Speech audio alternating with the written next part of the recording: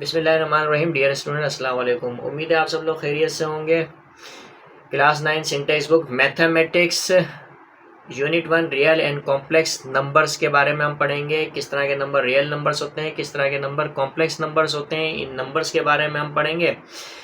इन्हीं नंबर से रिलेटेड जो है कि हम यूनिट 1 में एक्सरसाइज सोल्व करेंगे। तो इससे पहले मैं आपको यूनिट 1 शुरू करवाऊँ, मैं आपको बता देता हूँ कि मैं already unit 4, unit 5, unit 6, unit 8, unit 9, unit 10 and unit 16 में ऑलरेडी इन सारे यूनिट्स की और हर यूनिट की तमाम एक्सरसाइज की जो है वो वीडियोस अपलोड कर चुका हूँ। तो आप प्लेलिस्ट में जाकर देख सकते हो। अब ये कुछ यूनिट्स जो है कि वो बाकी रह गए थे, वो मैं अब आपको कंप्लीट करवाता हूँ। यानी unit 1, unit 2, unit 3, unit 7, unit 11 से लेके यूनिट 15 तक ना सिर्फ 9 क्लास के मैथमेटिक्स के ये जो यूनिट्स हैं मैं कवर करवाऊंगा, बल्कि क्लास 10th और class 11th according to syntax book, इन दोनों क्लासेस के तमाम यूनिट्स और तमाम एक्सरसाइज भी जो है कि मैं कवर करवाऊंगा, तमाम वीडियोस अपलोड करूंगा इंशाल्लाह। और जो भी कॉन्सेप्ट हैं वो भी क्लियर करूंगा और तमाम डाउट्स क्लियर करूंगा। तो आप मेरी वीडियोस को जो है कि वो देखते रहें, लाइक शेयर एंड सब्सक्राइब करते रहें। अब यूनिट 1 में रियल एंड कॉम्प्लेक्स नंबर्स के बारे में पढ़ेंगे और समझेंगे। सबसे पहले तो हम रियल नंबर्स के बारे में देखेंगे, क्योंकि रियल नंबर का कॉन्सेप्ट क्लियर होना ज़रूरी है। अगर हमें रियल नंबर अच्छी तरह से समझ में आते हैं तो हमें कॉम्प्लेक्स नंबर भी समझ में आएंगे। तो लिहाजा रियल नंबर का कॉन्सेप्ट क्लियर होना बहुत ज़रूरी है। तो रियल नंबर में सबसे पहले तो हम नेचुरल नंबर्स देखते हैं। नेचुरल नंबर को हम n से रिप्रेजेंट करते हैं। और ये जो नेचुरल नंबर होते हैं ये काउंटिंग नंबर्स होते हैं। अब काउंटिंग नंबर्स क्यों कहा जाता है इन्हें? देखो, जब भी हमें ऑब्जेक्ट्स को काउंट करने का कहा जाए तो हम नेचुरली उसे 1 से स्टार्ट करते हैं, यानी 1 2 3 4 5 6 7 एंड सो ऑन, इस तरह से काउंट करते हैं। अगर हमें अपनी फिंगर्स काउंट करनी हो तो हम किस तरह से काउंट करेंगे? 1 2 3 4 एंड सो ऑन, इस तरह से। तो ये जो नेचुरल नंबर्स होते हैं ये काउंटिंग नंबर्स होते हैं। और नेचुरली हम कहाँ से स्टार्ट करते हैं? 1 से। 1 2 3 4 5 6 एंड सो ऑन, इस तरह से। तो इस तरह के नंबर्स नेचुरल नंबर्स कहलाते हैं। अब जहन में ये रखना है कि ये जो नेचुरल नंबर्स होते हैं ये पॉजिटिव होते हैं। ये हमेशा क्या होते हैं? पॉजिटिव। ये नेगेटिव नहीं होते, ये जहन में रखना है। इसी तरह से हमारे पास होल नंबर्स होते हैं। होल नंबर्स को हम जो है W से रिप्रेजेंट करते हैं। होल नंबर्स क्या होते हैं? नेचुरल नंबर्स ही होते हैं, बस ज़ीरो का इजाफा हो जाता है। अब जिन नंबर में ज़ीरो का इजाफा हो जाता है वो क्या होते हैं? Whole numbers. यानी कि नेचुरल नंबर के साथ साथ अगर ज़ीरो का इजाफा हो गया तो फिर ऐसे नंबर क्या होगा? होल नंबर होगा। अब ये जो होल नंबर है ये नॉन नेगेटिव इंटीजर्स कहलाते हैं। क्या होते हैं ये? नॉन नेगेटिव, यानी कि ये नेगेटिव नहीं होते। देखो, अब ये 1 2 3 ये क्या है? पॉजिटिव है। अब ये 1 2 3 4 5 6 ये क्या है? नेचुरल नंबर है और ये पॉजिटिव होते हैं। अब ज़ीरो जो है ना तो नेगेटिव होता है ना पॉजिटिव होता है, तो लिहाजा जो है कि हम इन होल नंबर्स को क्या कहेंगे? Non negative integers. अब इंटीजर्स समझते हैं कि इंटीजर्स क्या होते हैं। देखो, इंटीजर्स जो होते हैं वो होल नंबर्स ही होते हैं। अब हमें अगर होल नंबर अच्छी तरह से क्लियर है तो हम यहाँ पर देख सकते हैं कि ये जो इंटीजर्स होते हैं ये होल नंबर्स ही होते हैं। जब ये इंटीजर्स होल नंबर होते हैं तो फिर इजाफा किस तरह के नंबर्स का हुआ? इजाफा नेगेटिव नंबर्स का हुआ। अब ये नेगेटिव नंबर्स कहाँ से आते हैं, किस तरह से आते हैं? देखो, दो होल नंबर है हमारे पास। मिसाल के तौर पे 6 हो गया और ये 2 हो गया। इसी तरह से 2 हो गया, 6 हो गया। इसी तरह से 3 हो गया, 1 हो गया। इसी तरह से 1 हो गया, ये 3 हो गया। अब देखो, मैं ऑर्डर चेंज कर रहा हूँ। 6 से 2 है, 2 है, 6 से 3 है, 1 है, 1 है, 3 है। और ये दोनों ये क्या है? होल नंबर्स हैं। ये जहन में रखना है। इसी तरह से हमारे पास 2 है और ये 1 है, और यहाँ पर क्या है? 1 है और ये 2 है। अब देखो, इन दोनों होल नंबर्स को अगर मैं सब्ट्रैक्ट करूँ तो मेरे पास जवाब क्या आएगा? मेरे पास जवाब आएगा 4। इन दोनों होल नंबर्स को मैं सब्ट्रैक्ट करूँ तो जवाब आएगा 2। इन दोनों होल नंबर्स को सब्ट्रैक्ट करूँ तो जवाब आएगा 1। तो इन दोनों होल नंबर्स को, किसी भी दो होल नंबर्स को सब्ट्रैक्ट करने पर जवाब क्या आ रहा है? होल नंबर ही आ रहा है। अब 4 क्या है? Whole number. 2 क्या है? Whole number. 1 क्या है? Whole number. क्या हमेशा ऐसा पॉसिबल है कि दो होल नंबर्स को सब्ट्रैक्ट करने पर जवाब होल नंबर ही आए? तो इसका जवाब है नहीं, ऐसा ज़रूरी नहीं। देखो ये 2 होल नंबर है, 6 होल नंबर है, सब्ट्रैक्ट करने पर जवाब क्या आ रहा है? -4। इसी तरह से 1 होल नंबर है, 3 होल नंबर है, सब्ट्रैक्ट करने पर जवाब क्या आ रहा है? -2। 1 होल नंबर, 2 भी होल नंबर, सब्ट्रैक्ट करने पर जवाब क्या आ रहा है? -1। अब ये -4, -2, -1 ये तो होल नंबर्स नहीं है, तो इसका मतलब है इस तरह के जो नेगेटिव नंबर्स हैं वो शामिल हो जाते हैं इंटीजर्स में। तो होल नंबर्स के साथ साथ इस तरह के नेगेटिव नंबर्स जब शामिल होते हैं इंटीजर्स में, तो ऐसे नंबर्स को हम क्या कहेंगे? इंटीजर्स कहेंगे। यानी तमाम होल नंबर्स और तमाम ये इस तरह के नेगेटिव नंबर्स क्या कहलाते हैं? इंटीजर्स कहलाते हैं। ठीक है, अब यहाँ पर हम देखते हैं कि रेशनल नंबर्स को हम क्यू से रिप्रेजेंट करते हैं और रेशनल नंबर्स को हम सेट बिल्डर फॉर्म में लिखते हैं। अब रेशनल नंबर्स को हम टेबुलर फॉर्म में नहीं लिख सकते हैं। क्यों नहीं लिख सकते ये भी मैं आपको बताऊंगा। तो सबसे पहले तो रेशनल नंबर को हम क्यू से रिप्रेजेंट करते हैं, और रेशनल नंबर्स किस तरह के नंबर्स होते हैं? ऐसे नंबर जिनको हम P/Q की फॉर्म में लिख सकते हो, तो ऐसे नंबर्स क्या कहलाते हैं? Rational numbers.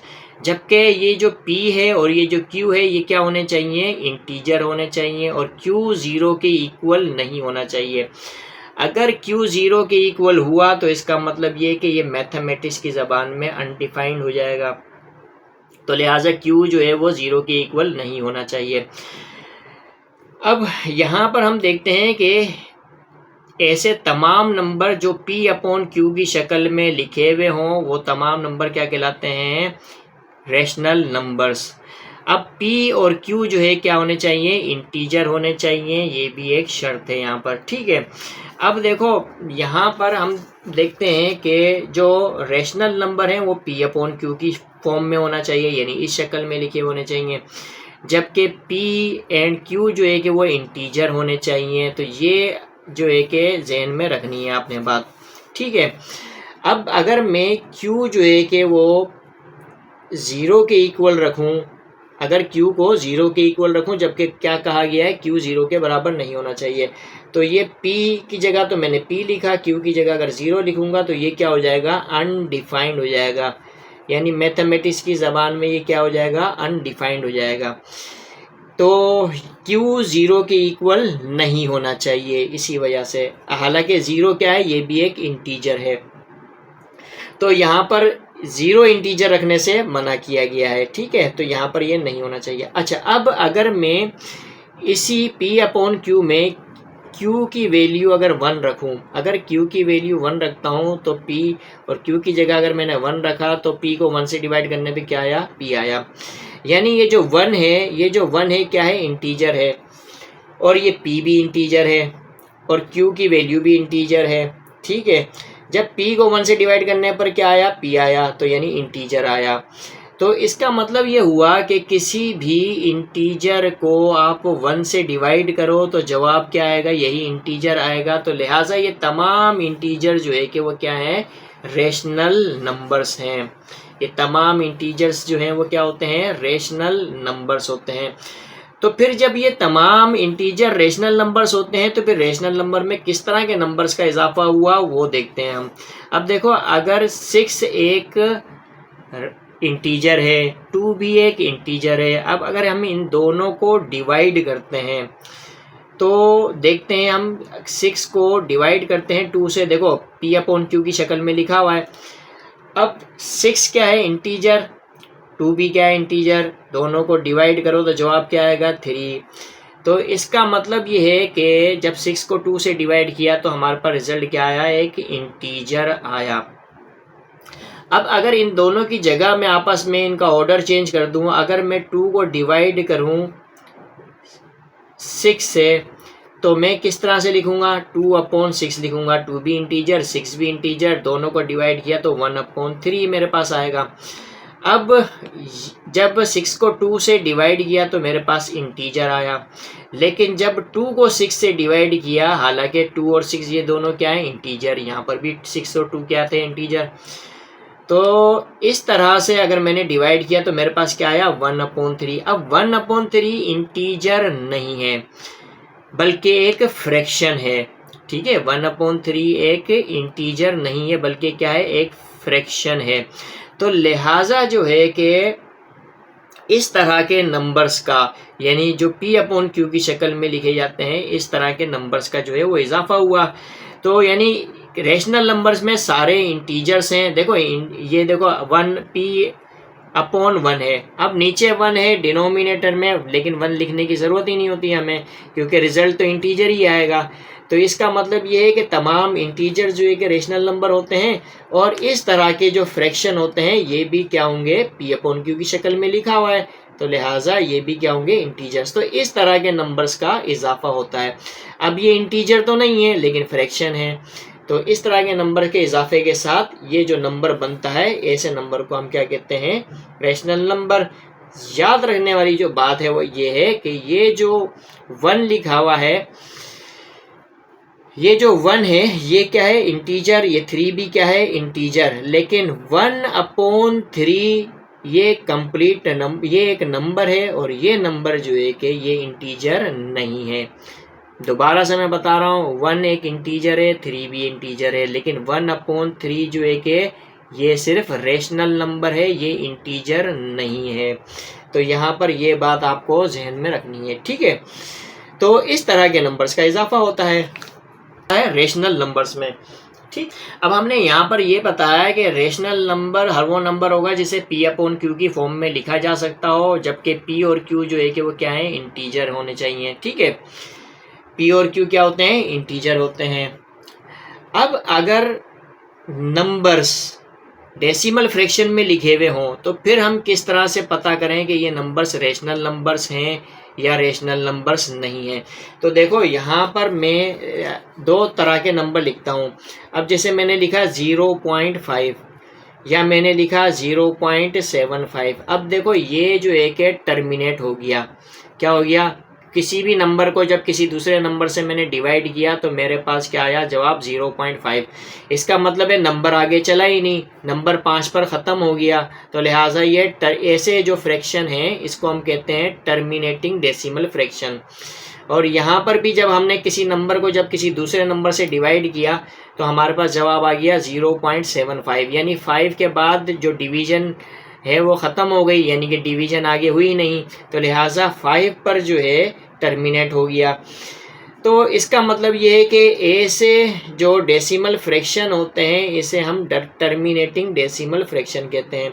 इसी तरह से हमने एक नंबर को किसी दूसरे नंबर से डिवाइड किया, यानी यूँ कह सकते हैं कि एक इंटीजर को हमने किसी दूसरे इंटीजर से डिवाइड किया तो हमारे पास जवाब कुछ इस तरह का आया 0.3333। ठीक है, ऐसे चलता रहा। अब कंटिन्यूसली ये चल रहा है, यानी 0.3333 आ रहा है।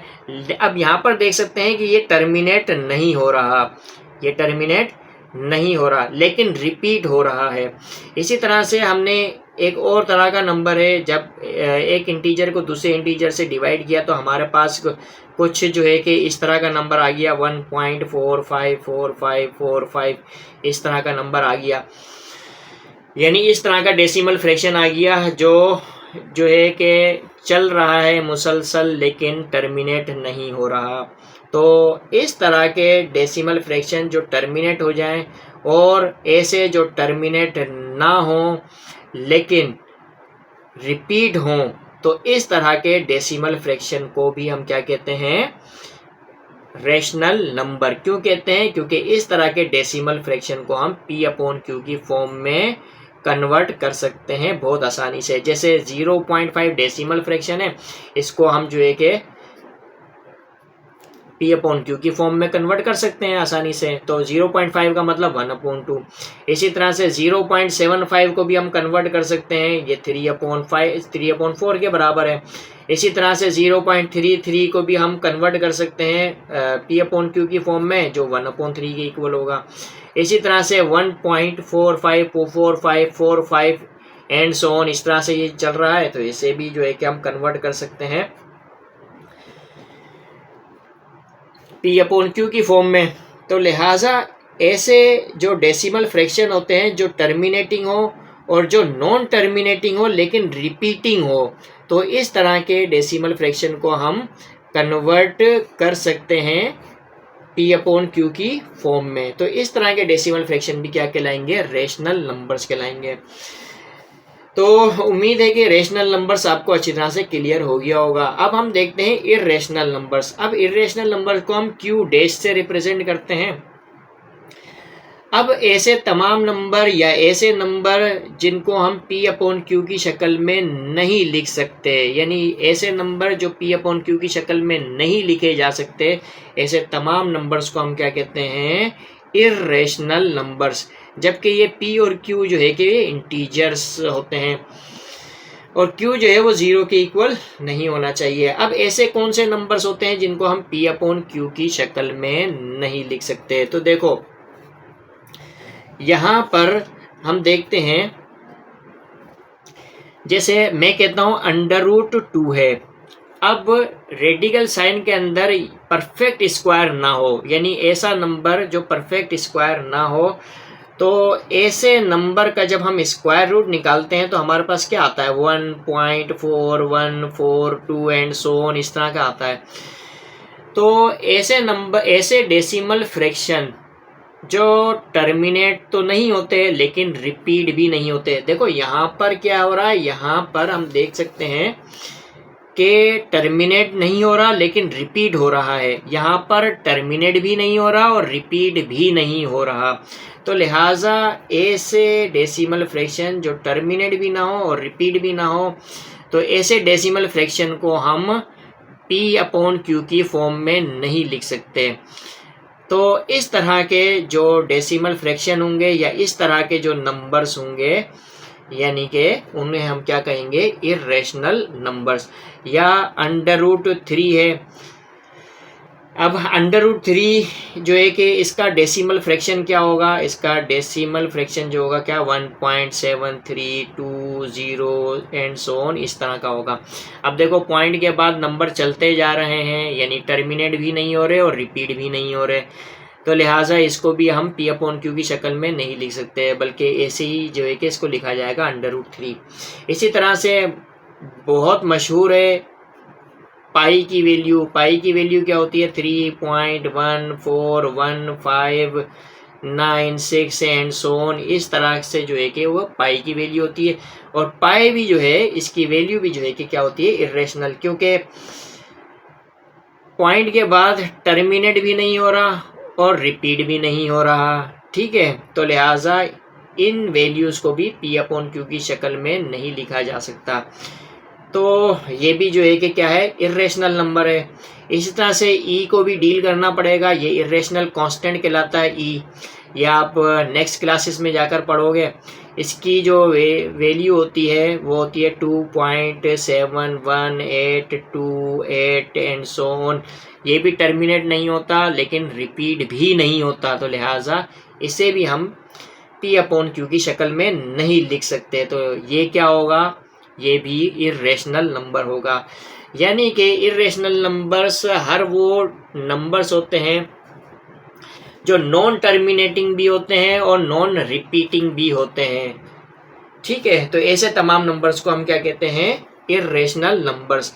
आसानी से अगर आप बताना चाहो कि इर्रेशनल नंबर किस तरह के नंबर्स होते हैं, तो आप बता दो सर, जो पाई की वैल्यू होती है वो इर्रेशनल नंबर होती है, ई जो होता है वो भी इर्रेशनल नंबर होता है। इस तरह से हर वो नंबर जो अंडर रूट के अंदर हो और वो परफेक्ट स्क्वायर ना हो। अब देखो ये अगर अंडर रूट के अंदर 25 लिखा, अब ये 25 तो परफेक्ट स्क्वायर होता है, ये तो रेशनल नंबर है। क्यों रेशनल नंबर है, क्योंकि अंडर रूट 25 का मतलब तो 5 होता है।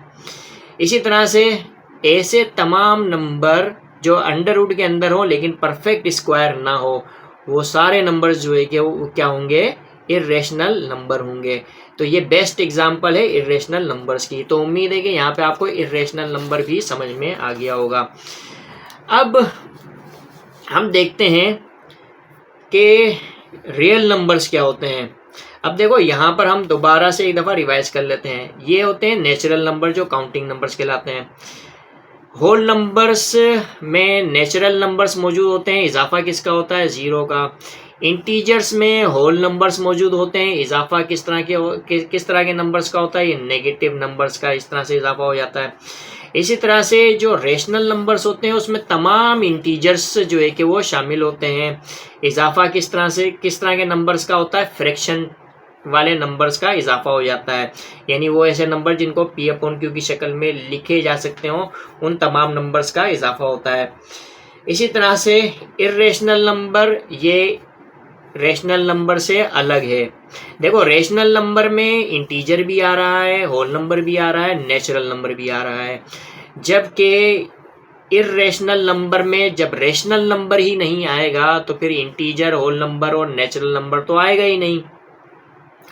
तो इर्रेशनल नंबर ऐसे तमाम नंबर्स होते हैं जिन्हें हम पी अपॉन क्यू की शक्ल में नहीं लिख सकते हों, तो ऐसे नंबर्स को हम इर्रेशनल नंबर्स कहते हैं। अब देखो, रियल नंबर्स क्या होते हैं? रियल नंबर्स ऐसे तमाम नंबर्स जो पी अपॉन क्यू की शक्ल में लिखे जा सकते हों या पी अपॉन क्यू की शक्ल में नहीं लिखे जा सकते हों। देखो, अगर पी अपॉन क्यू की शक्ल में लिखे जा सकते हों तो तमाम रेशनल नंबर्स होंगे, और पी अपॉन क्यू की शक्ल में नहीं लिखे जा सकते होंगे तो तमाम इर्रेशनल नंबर्स होंगे। तो ऐसे तमाम नंबर जो पी अपॉन क्यू की शक्ल में लिखे जा सकते हो या पी अपॉन क्यू की शक्ल में नहीं लिखे जा सकते हो, यानी सीधी तरीके से अगर बात करें तो रेशनल नंबर्स और इर्रेशनल नंबर्स जो होते हैं वो क्या होते हैं? रियल नंबर्स होते हैं। कोई भी नंबर अगर रेशनल नंबर होगा तो फौरन समझ जाओ वो इंटीजर भी होगा, वो होल नंबर भी होगा, वो नेचुरल नंबर भी होगा। ये बात आपने जहन में रखनी है। और कोई भी नंबर अगर रियल नंबर होगा तो फौरन समझ जाओ कि वो इर्रेशनल नंबर भी हो सकता है और वो रेशनल नंबर भी हो सकता है। तो आई होप कि यहाँ पे आपको रियल नंबर क्लियर हो गया होगा। तो आई होप यहाँ पर आपको रियल नंबर अच्छी तरह से समझ में आ गए होंगे। ठीक है, unit 1 real and complex numbers exercise 1.1 हम सोल्व करेंगे, और एक्सरसाइज 1.1 का क्वेश्चन नंबर 1 है, identify the following numbers as rational and irrational numbers and also write each one in separate column. तो हमें यहाँ पर कुछ नंबर्स दिए गए हैं और हमसे कहा गया है कि आइडेंटिफाई करो, यानी कि देखो कि इनमें से कौन से नंबर जो है कि रेशनल हैं और कौन से इरेशनल हैं। जो नंबर्स इनमें से रेशनल है उनको रेशनल नंबर्स वाले कॉलम में लिखना है, और जो इनमें से इरेशनल नंबर्स हैं उनको इरेशनल नंबर्स वाले कॉलम में लिखना है। तो अब हम यहाँ पर अच्छी तरह से समझ चुके हैं कि रेशनल नंबर्स किस तरह के नंबर्स होते हैं और इरेशनल नंबर किस तरह के नंबर्स होते हैं। तो हमारे लिए आइडेंटिफाई करना अब कोई मुश्किल नहीं होगा। अब देखो 1/5 है, क्वेश्चन नंबर 1 है यहाँ पे 1/5। अब 1/5 में 1 भी एक इंटीजर। अब सबसे पहले तो ये देखो, ये पी अपॉन क्यू की शक्ल में लिखा हुआ है, देखो हाँ लिखा हुआ है। अब देखो, ये ऊपर 1 लिखा हुआ है, नीचे 5 लिखा हुआ है। 1 भी एक इंटीजर है और 5 भी एक इंटीजर है, क्योंकि कोई भी नंबर अगर पी अपॉन क्यू की शक्ल में लिखा हुआ है तो P और Q जो है कि वो इंटीजर भी होने चाहिए। ये बात आपको जहन में रखनी है। तो 1 भी इंटीजर है, 5 भी इंटीजर है और ये P अपॉन Q की शक्ल में लिखा हुआ है, तो लिहाजा ये क्या है? रेशनल नंबर है। तो ये 1/5 क्या है? रेशनल नंबर है। इसी तरह से 2 है, √2/8, √2/8। अब ये जो √2 है ये इंटीजर नहीं है, बल्कि क्या है? ये इर्रेशनल नंबर है। मैंने आपको बताया था कोई भी नंबर स्क्वायर रूट के अंदर हो और परफेक्ट स्क्वायर ना हो, वो नंबर परफेक्ट स्क्वायर ना हो, तो ऐसा नंबर जो होगा वो क्या होगा? इर्रेशनल नंबर होगा। तो लिहाजा √2/8 क्या है? इर्रेशनल नंबर है। तो यहाँ पर हम लिखेंगे √2/8। इसी तरह से 5/√6 है। अब देखो, डिनोमिनेटर में ये जो Q है यानी P अपॉन, अब अगर हम ये कह देंगे ये P अपॉन Q की शक्ल में लिखा हुआ तो है। अब देखो, ये जो Q है ये भी इंटीजर होना चाहिए, P भी इंटीजर होना चाहिए। अब देखो, Q इंटीजर नहीं है बल्कि क्या है? ये इर्रेशनल नंबर है, अंडर रूट के अंदर परफेक्ट स्क्वायर नहीं है। तो लिहाजा जो है कि ये क्या है? √6 एक इर्रेशनल नंबर है। तो ये पूरा नंबर जो होगा 5/√3 ये इर्रेशनल नंबर होगा। तो हम यहाँ पे लिखेंगे इर्रेशनल नंबर वाले कॉलम में लिखेंगे इसको। इसी तरह से हम देखते हैं कि यहाँ पर हमारे पास क्वेश्चन नंबर 4 है। अब क्वेश्चन नंबर 4 है 2/2 8। अब 2/8 को हम सिंप्लीफाई भी कर सकते हैं, लेकिन यहाँ पर हमें सिर्फ आइडेंटिफाई करना है कि रेशनल नंबर है या इरेशनल नंबर है। तो हम यहाँ पे देख सकते हैं 2 भी इंटीजर है और 8 भी इंटीजर है और ये P/Q की शक्ल में लिखा हुआ है, तो लिहाजा ये भी क्या होगा, रेशनल नंबर होगा। जो नंबर भी P/Q की फॉर्म में लिखा हुआ है और P और Q अगर इंटीजर हैं तो फिर वो नंबर क्या होगा, रेशनल नंबर होगा। इसी तरह से 5 है हमारे पास 1/√3। अब देखो ये √3 है, ये परफेक्ट स्क्वायर नहीं है, तो लिहाजा ये क्या है, इरेशनल नंबर है। तो हम लिखेंगे 1/√3 इरेशनल नंबर वाले कॉलम में, क्योंकि ये इरेशनल नंबर है। इसी तरह से √8, अब 8 जो है कि वो परफेक्ट स्क्वायर नहीं होता, तो लिहाजा जो है अब ये रेडिकल साइन के अंदर है, तो इसे हम जो है कि क्या कहेंगे, इरेशनल नंबर। ई हम पढ़ चुके हैं, ई जो है कि इरेशनल कांस्टेंट होता है, तो ये जो है कि इरेशनल नंबर वाले कॉलम में आएगा। पाई भी जो है कि इरेशनल नंबर वाले कॉलम में आएगा, ये क्योंकि ये हम अच्छी तरह से देख चुके हैं। √5 is not a perfect square, तो लिहाजा √5 जो है कि वो क्या होगा, एक इरेशनल नंबर होगा।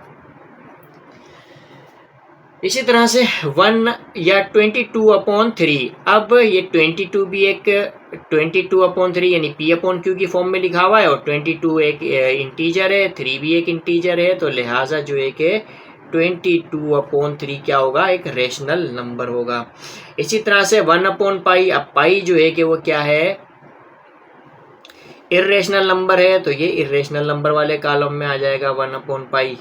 इसी तरह से 11/12 है और 11/12 P/Q की शक्ल में लिखा हुआ है और 11 भी एक इंटीजर है और 12 भी एक इंटीजर है, तो लिहाजा ये किस कॉलम में आएगा, रेशनल नंबर वाले कॉलम में आएगा। तो इस तरह से हमने जो है कि ये क्वेश्चन नंबर 1 सोल्व कर लिया और हमने आइडेंटिफाई कर लिया कि किस तरह से नंबर जो है कि वो रेशनल नंबर्स होते हैं और किस तरह के नंबर जो है कि वो इरेशनल नंबर्स होते हैं। अब एक्सरसाइज 1.1 का क्वेश्चन नंबर 2 है, convert the following into decimal fractions, also indicate them as terminating and non terminating decimal fraction. अब देखो क्वेश्चन नंबर 2 में ये 6 जो है कि हमारे पास क्वेश्चंस हैं और ये सारे क्वेश्चन जो है कि रेशनल नंबर्स हैं, क्योंकि P/Q की फॉर्म में सब लिखे हुए हैं। हमें क्या करना है कि इन्हें कन्वर्ट करना है डेसिमल फ्रैक्शन में। किसमें, डेसिमल फ्रैक्शन में पहले कन्वर्ट करना है और फिर बताना है कि कौन से इनमें टर्मिनेटिंग है और कौन से नॉन टर्मिनेटिंग डेसिमल फ्रैक्शन है।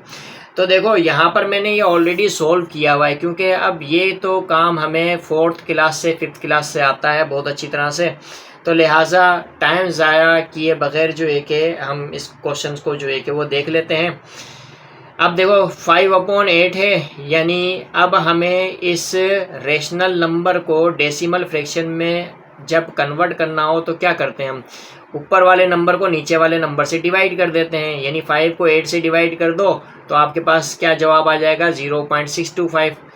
तो अब 0.625 पर ये टर्मिनेट हो गया, तो लिहाजा जो है कि ये टर्मिनेटिंग डेसिमल फ्रैक्शन है।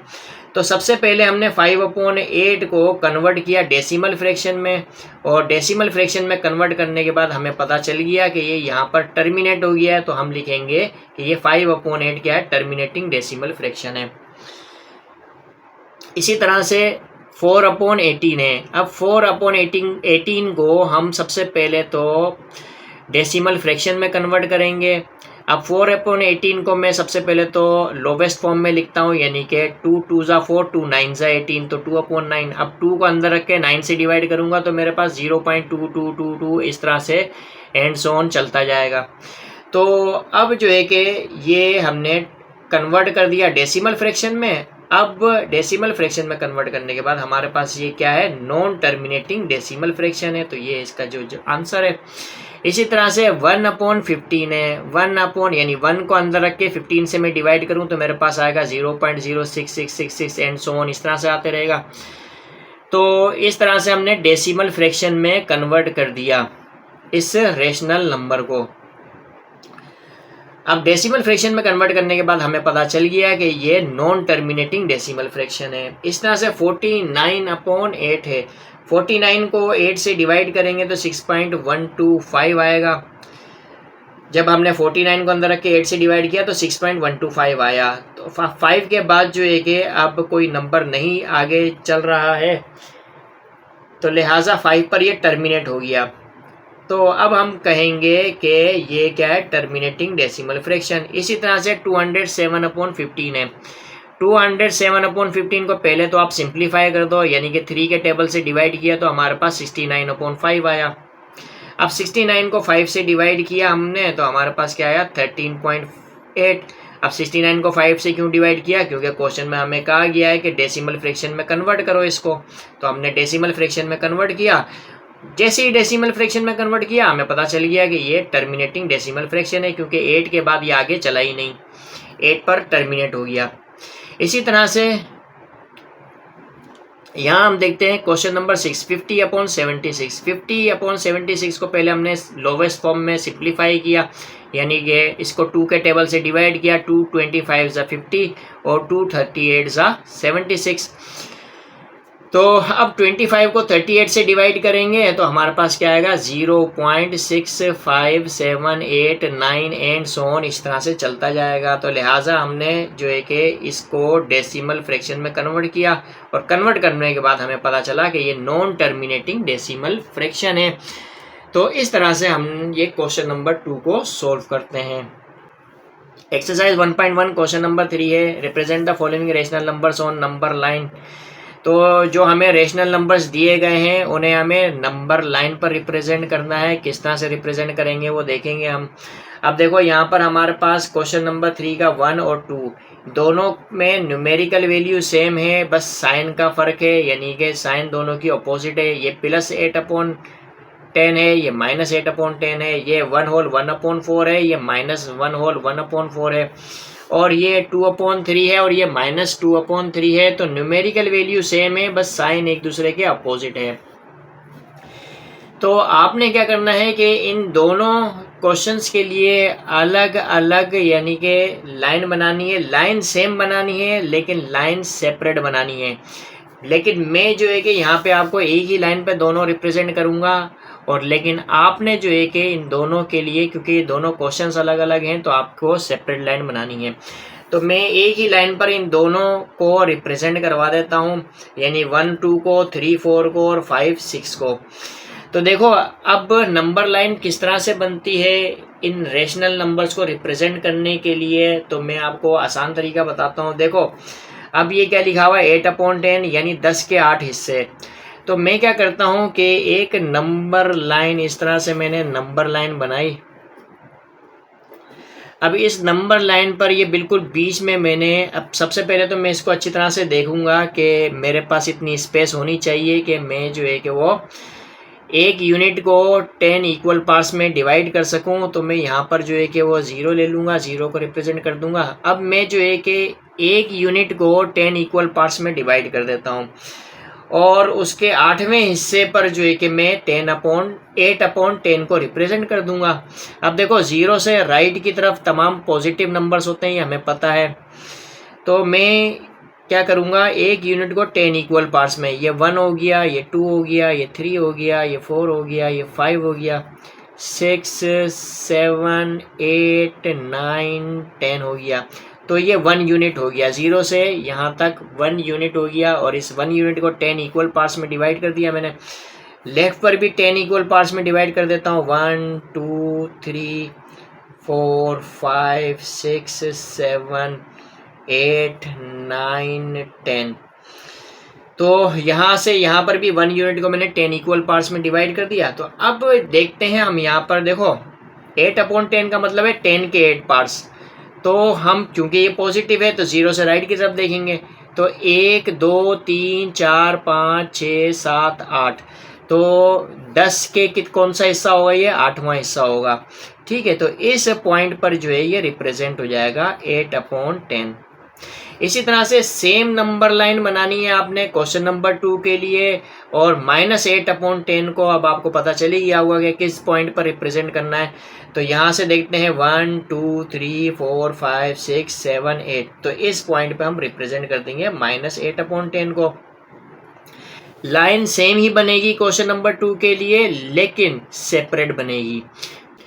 अब क्वेश्चन नंबर 3 और क्वेश्चन नंबर 4 के लिए भी मैं सेम लाइन बना देता हूँ, लेकिन आपने क्या अलग अलग लाइन बनानी है। अब देखो किस तरह से बनाएंगे। 1 होल, ये 1 कंप्लीट है, और ये 1/4 यानी 4 का एक हिस्सा, ठीक है। तो अब इसके लिए नंबर लाइन में बनाता हूँ इस तरह से। देखो ये नंबर लाइन मैंने बनाई, और अब मैं क्या करता हूँ, यहाँ बिल्कुल सेंटर में मैं 0 को रिप्रेजेंट कर देता हूँ। अब क्या करता हूँ, मैं इसको देखता हूँ 1/4 को, यानी 4 का एक हिस्सा। तो मैं 1 यूनिट को 4 इक्वल पार्ट्स में डिवाइड करता हूँ। तो मैं यहाँ से राइट साइड पर भी 4 इक्वल पार्ट्स दूंगा, लेफ्ट साइड पर भी 4 इक्वल पार्ट्स दूंगा। तो यहाँ पे मैंने 1 2 3 4, तो इसको मैंने 1 यूनिट के दिया। अब इस तरह से मैं आगे और मज़ीद चले जाता हूँ, 1 2 3 4, तो इसको मैं 2 कहूँगा।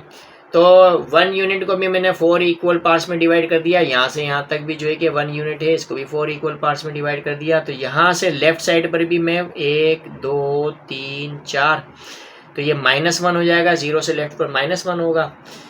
1 2 3 4, ठीक है। तो ये क्या होगा, -2 हो जाएगा इस तरह से। अब +1 होल 1/4 को रिप्रेजेंट करना है।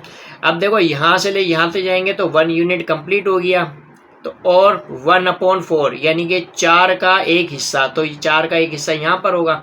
देखो 1 2 3 4, यहाँ तक तो 1 ये कंप्लीट हो गया, ये 1 होगा। और ये 1/4 यानी कि 4 इक्वल पार्ट्स का एक पार्ट कितना होगा, 1/4। तो यानी कि इस पॉइंट पर जो होगा क्या होगा, 1 इज होल 1/4। इसी तरह से यहाँ पर आ जाओ तो ये क्वेश्चन नंबर 4 हमारा सॉल्व हो जाएगा, यानी -1 होल 1/4 रिप्रेजेंट हो जाएगा। लाइन फिर बता रहा हूँ आपको सेपरेट बनानी है, लेकिन मैं एक ही लाइन पर जो है कि दोनों को रिप्रेजेंट कर देता हूँ, लेकिन आपने अपनी कॉपी में लाइन सेपरेट बनानी है। सेम बनानी है लेकिन सेपरेट बनानी है। -1 होल 1/4 कहाँ पर रिप्रेजेंट होगा, देखो -1 यहाँ पर तो कंप्लीट हो गया। इसी तरह से 1/4 यानी कि यहाँ पर जो है कि हमारे पास ये रिप्रेजेंट हो जाएगा, यानी 4 इक्वल पार्ट्स हैं, 4 इक्वल पार्ट्स का एक पार्ट क्या होगा, 1/4। तो ये -1 होल 1/4 इस पॉइंट पर रिप्रेजेंट हो जाएगा। तो आई होप ये नंबर लाइन पर रेशनल नंबर्स को किस तरह से रिप्रेजेंट किया जाता है ये आपको समझ में आया होगा। अब ये हमारे पास क्वेश्चन नंबर 5 और क्वेश्चन नंबर 6 है, 2/3 -2/3। तो मैं क्या करूँ, अब क्या करना चाहिए, 1 यूनिट को 3 इक्वल पार्ट्स में डिवाइड कर देते हैं हम। ये एक लाइन बनाई हमने और बीच में 0 को रिप्रेजेंट कर दिया। अब ये 0 से राइट साइड पर तमाम पॉजिटिव नंबर्स होते हैं।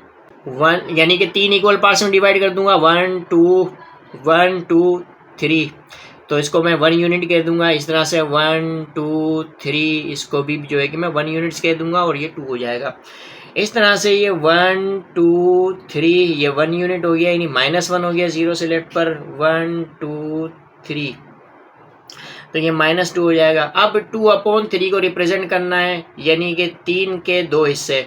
तो यहाँ पर देख सकते हैं 1 2 3, तो 3 का 2 दूसरा हिस्सा जो है कि यहाँ पर होगा, यानी इस पॉइंट पर होगा। तो ये 2/3 यहाँ पर जो है हम 0 से राइट पर रिप्रेजेंट कर देंगे। इस तरह से -2/3, तो ये यहाँ पर होगा। तो किस तरह से होगा, अब देखो 3 के यहाँ से लेकर यहाँ तक आते हैं, तो 3 इक्वल पार्ट्स हैं, 3 इक्वल पार्ट्स के 2 पार्ट्स कितने होंगे, यहाँ पर होंगे। तो ये -2/3 इस पॉइंट पर रिप्रेजेंट हो जाएगा। तो इस तरह से नंबर लाइन पर जो है हम रेशनल नंबर्स को रिप्रेजेंट करते हैं। अब एक्सरसाइज 1.1 का क्वेश्चन नंबर 4 है, can you make a list of all rational numbers between 1 and 2। 1 and 2 के दरमियान तमाम रेशनल नंबर्स की लिस्ट बना सकते हैं आप। क्या बना सकते हैं ये आपसे पूछा है। तो अब आप क्या इसका आंसर दोगे, क्योंकि आपने तो natural number, whole number, integers, rational number, irrational number और रियल नंबर को अच्छी तरह से समझा है। तो अब आप बताओ कि आप जो है कि 1 और 2 इन दो नंबर्स के दरमियान जो है तमाम रैशनल नंबर्स की लिस्ट बना सकते हो। तो अगर मुझसे पूछा जाए तो मैं कहूँगा कि नहीं बनाया जा सकता। क्यों नहीं बनाए जा सकते, यानी कि उन नंबर्स की लिस्ट नहीं बनाई जा सकती। क्यों नहीं बनाई जा सकती? देखो 1 और 2 क्या है, इंटीजर्स है, और 1 और 2 क्या है, रेशनल नंबर्स भी हैं, ठीक है। और 1 और 2 ये दोनों रेशनल नंबर्स हैं, तो दो रेशनल नंबर्स के दरमियान तो इन्फिनिट रेशनल नंबर्स होते हैं। क्या होते हैं? इन्फिनिट, लातादाद रेशनल नंबर्स होते हैं। तो हम लातादाद रेशनल नंबर्स की लिस्ट कैसे बना सकते हैं? हम नहीं बना सकते। तो लिहाजा हम यहाँ पर जो क्या लिखेंगे, no we can not, no we can not make a list, ये आंसर देंगे। We can not make a list between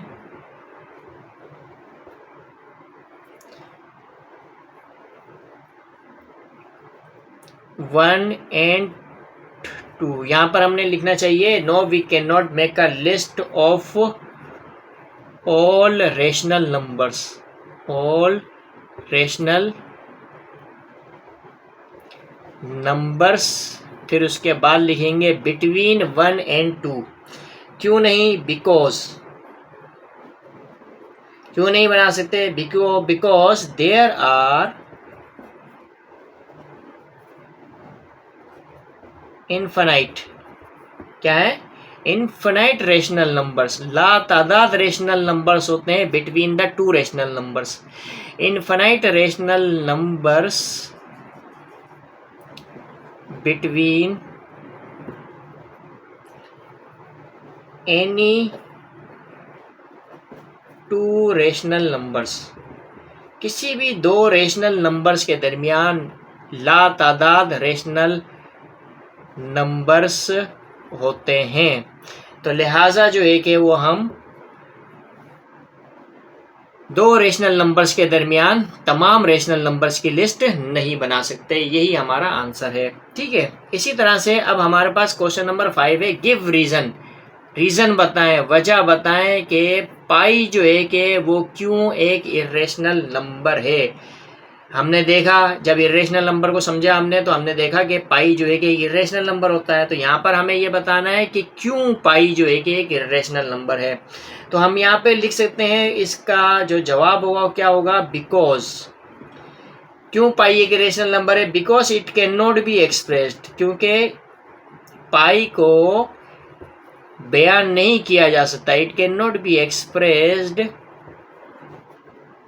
as fraction, बतौर फ्रैक्शन, यानी पी अपॉन क्यू की शक्ल में एक्सप्रेस नहीं किया जा सकता पाई की वैल्यू को। तो यानी कि पी अपॉन क्यू की शक्ल में नहीं लिखा जा सकता। तो इसी वजह से हम कहते हैं कि पाई जो है कि क्या है, एक इरेशनल नंबर है, ठीक है।